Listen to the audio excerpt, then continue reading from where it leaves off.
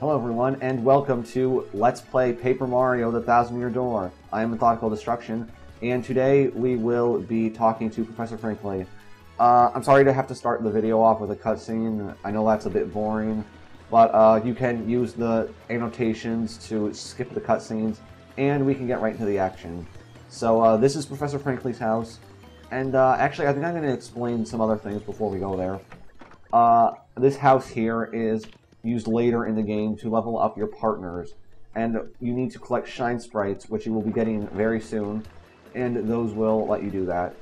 And over here there is an area called the Trouble Center, which we can't get into right now. And even though this locked house, it kind of looks important, it really isn't, so we'll just ignore that for now. So let's go to Professor Frankly's.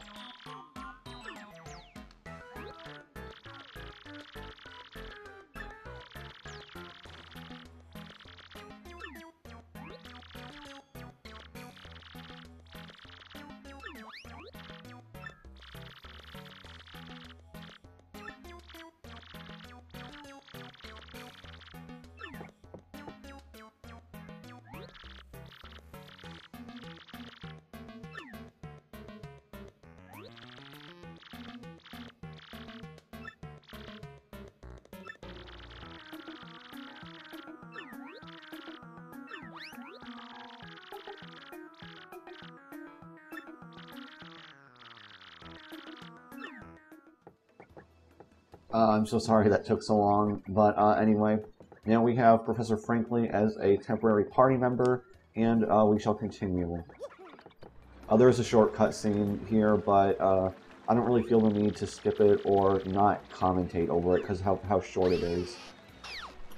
So now we have access to that pipe there, and we can go to the sewers. I don't know if I call it the sewers, but it's below Rogueport, so that's cool.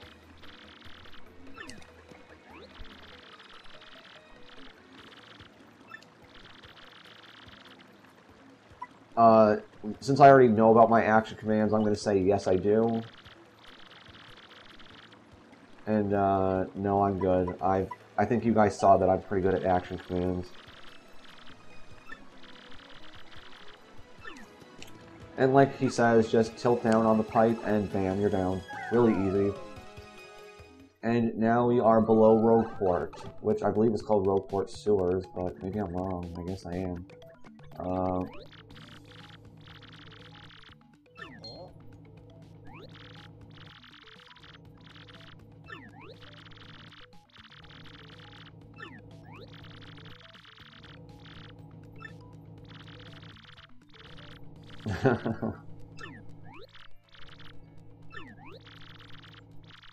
I don't know, am I the only one that feels like these Goombas are black stereotypes? I mean, that's just what it feels like to me. But this is now our first battle with multiple enemies, and with different attributes as well. And as Professor Frankly is warning you about, the Spiky Goomba is the only one that will really kind of possibly trip you up. So yeah, don't worry about Paragoomba or Goomba, but Spiky Goomba will definitely be a bit of a problem. But there is a way to get rid of it really quickly, so after Professor Frankly is done yapping, we'll be able to do that. And yes, we know how to change. Oh wait, Goombela's still dead? Oh crap. Yeah, I guess we're gonna do this.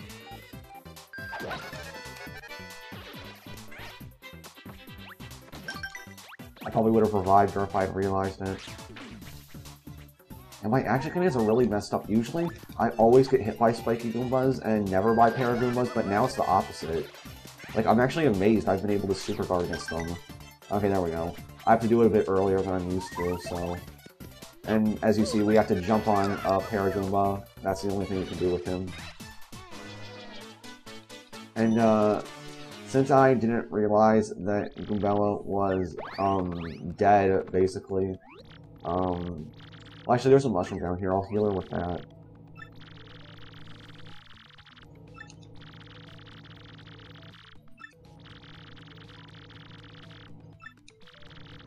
And this is true, you can do a first strike, and that will give you a bit more damage.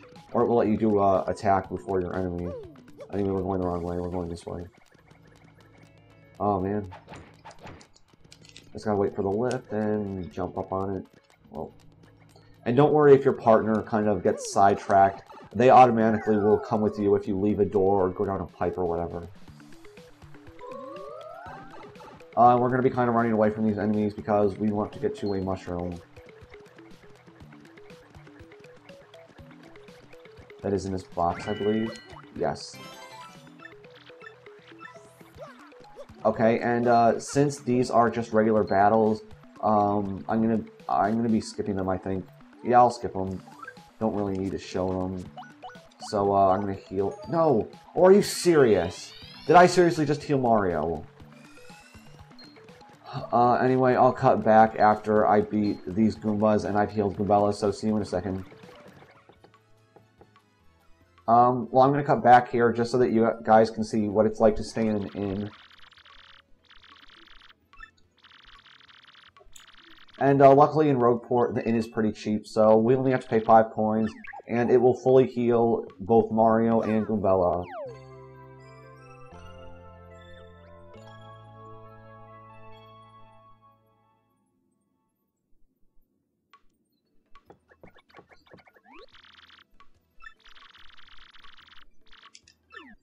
Anyway, now that that's done, back to the sewers. Okay, we're back, and now that we've taken care of, excuse me, those 3 Goombas, we get a Fire Flower, which is nice, and we break down these blocks, and we can go into the pipe. If you go into this room, you can see that there is a giant blue switch and a big yellow block, but we have no way of jumping on the switch or breaking the block, so we will ignore that for now and go down the pipe.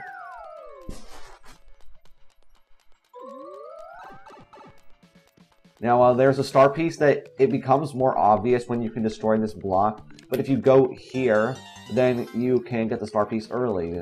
It's a little bit hidden. And that thing becomes a character later in the game. Not much later, but soon enough. And anyway, this enemy is called a Spinia. And basically, a Spinia is kind of like a Goomba. It has a bit more HP. And its attack is a little bit harder to dodge. And you can see Goombella is explaining what it does. I wouldn't say they're super easy. Because of their slightly higher HP, they're a bit annoying. But overall, not too difficult to deal with, assuming that there's not more than one of them. But now that that's done, oh, we have one more. Okay, sorry about that. Now we are going to hit this switch, and the switch will reveal a staircase. This area here is kind of just to introduce you to moving around as Mario and solving simple puzzles, so none of these I would say are particularly hard. But anyway, let's go into this room where we will see another cutscene. Or a chest? I guess it isn't a cutscene. Well, let's see what's inside.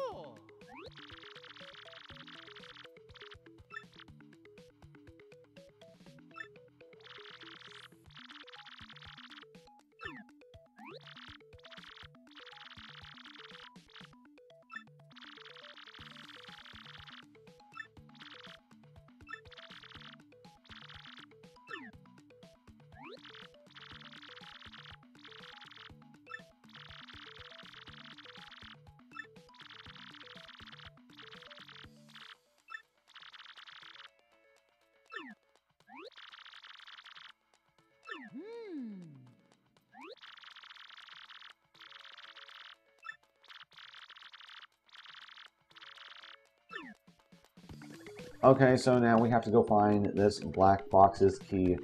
And he may seem a bit untrustworthy, but, you know, I'm sure we can trust him. He's just a black box that's been sitting in the sewers for hell knows how long. There should be absolutely no risk in opening up this black box. So let's go do that.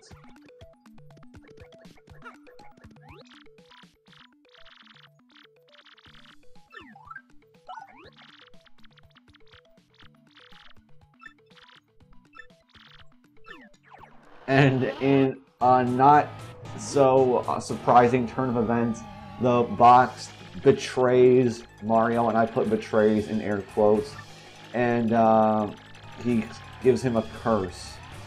And you will see in a second the effects of this curse.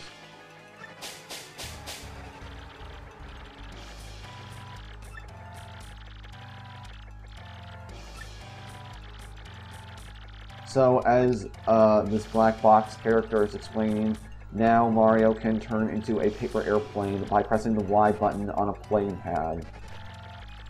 That's a playing pad. You probably saw this earlier. And these are actually really common throughout the game. They're not really... I wouldn't say they're intrusive. They actually do lend themselves well to the design, because they can kind of let you go over a large horizontal area with a pretty good amount of speed. And yeah, the plane ability can only be used on those pads, nowhere else. Oh crap, okay, sorry about that, I'll cut back to when I go back. Okay. So we just have to press B to return to normal, and that's it.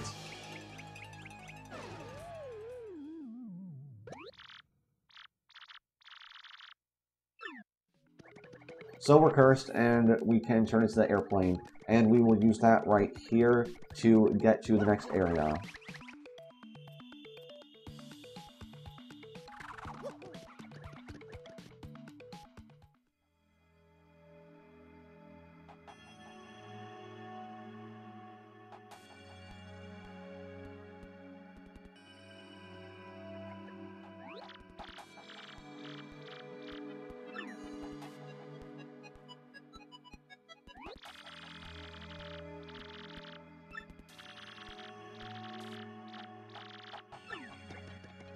So now we are in the grounds for the 1,000-Year Door.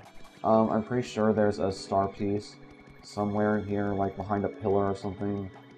I'm not going to look long for it, just maybe a minute or two at most.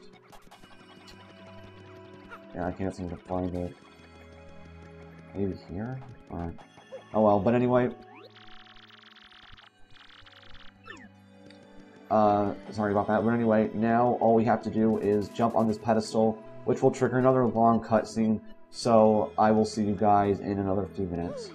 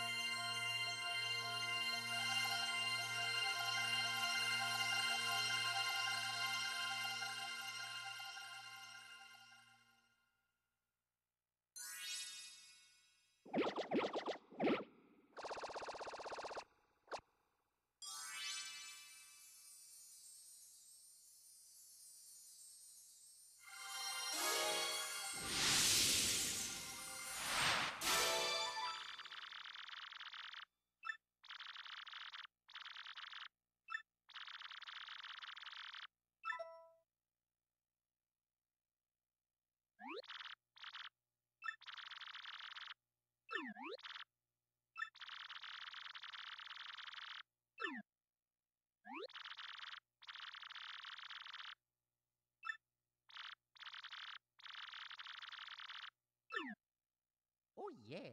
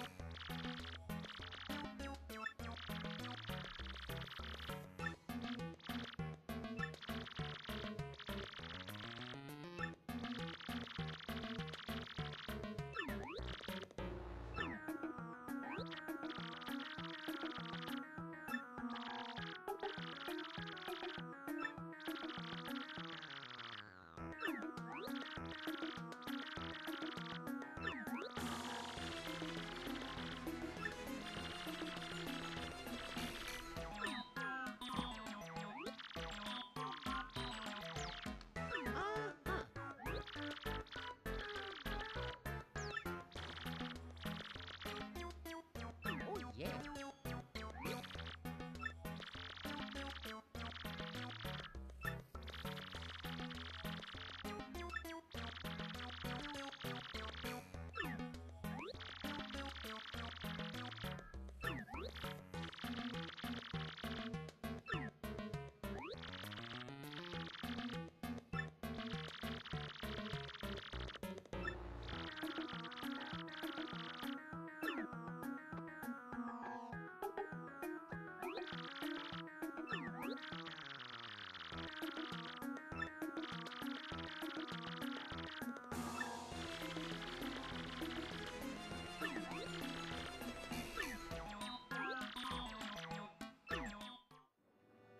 Okay, so now we can head up to Petal Meadows.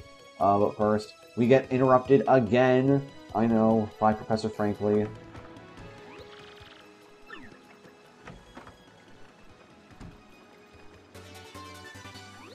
This time, though, he just gives us a badge, so it's not quite as bad as the extremely long amounts of dialogue that he says before. So, yep, this badge is pretty good. And no, we do not need to know how to equip a badge. We know how to do that. Seriously, some of the dialogue early in the game is really long and boring and monotonous, so I apologize for that. But really, this is a great game, and I still enjoy it. Oops, that wasn't badges. So we can equip Power Smash, and now we have Power Smash, which is a pretty good move. But I think I'm going to call it for this episode. Even though it will be a little bit shorter with editing, I think that I've done enough for today. So, I thank you guys for watching. I'm Methodical Destruction, and I will see you all tomorrow. Bye.